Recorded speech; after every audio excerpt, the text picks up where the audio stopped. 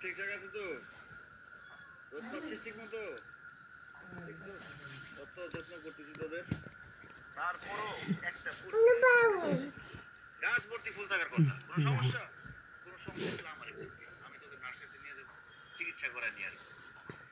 তোরাই তো বলি দুনিয়াতে আসল, তোরা আছিস বলে তো দুনিয়াতে মানুষরা বেঁচে আছে।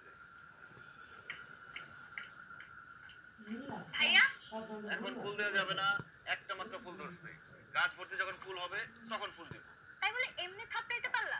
ঢাকা বলে যাদের নারায়ণগঞ্জ গাজীপুর পাঠিয়ে দেওয়া হয়েছিল, তারা দলে দলে ফিরছে বিমানবন্দর সংলগ্ন পার্সিয়ান সিটিতে।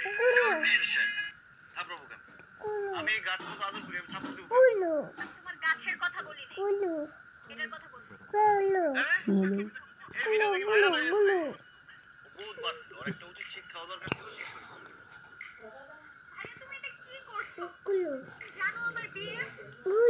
এই ছেলে তোর বিয়ে হয় কিভাবে?